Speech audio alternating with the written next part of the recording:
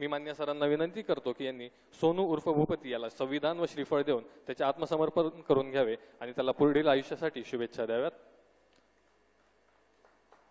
सोनू उर्फ भूपती हा आपल्या AK-47 रायफलसह मान्य मुख्यमंत्री सरांसमोर आत्मसमर्पण करीत आहे। हा मागील 40 वर्षांपासून माओवादी संघटनेमध्ये कार्यरत होता। महाराष्ट्र शासनाच्या एकूण 60 लाख बक्षिसासह सर्व राज्यांमध्ये मिळून भूपती उर्फ सोनू याच्यावर एकूण 5.5 कोटी रुपयांपेक्षा अधिक बक्षीस जाहीर केले होते। आत्मसमर्पणानंतर पुनर्वसनासाठी केंद्र व राज्य शासनाकडून याला एकूण 25 लाख रुपये बक्षीस म्हणून मिळणार आहेत।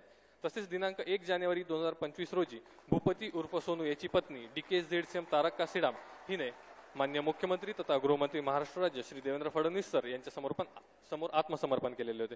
मान्य मुख्यमंत्री तथा गृहमंत्री महाराष्ट्र राज्य श्री देवेंद्र फडणवीस सर यांच्या प्रयत्नांमुळेच इतक्या मोठ्या प्रमाणावर मार्ग भरकटलेले माओवादी सदस्य आत्मसमर्पण करून ते लोकशाहीच्या मुख्य प्रवाहामध्ये सामील होत आहेत व त्यांचे जीवन सुखकर होत आहे। याबद्दल आजच्या या कार्यक्रम प्रसंगी सोनू उर्फ भूपती याची पत्नी तारक्का सीडाम यांच्याकडून मान्य मुख्यमंत्री सरांना पुष्पगुच्छ देऊन त्यांचे आभार व्यक्त केले जात आहेत।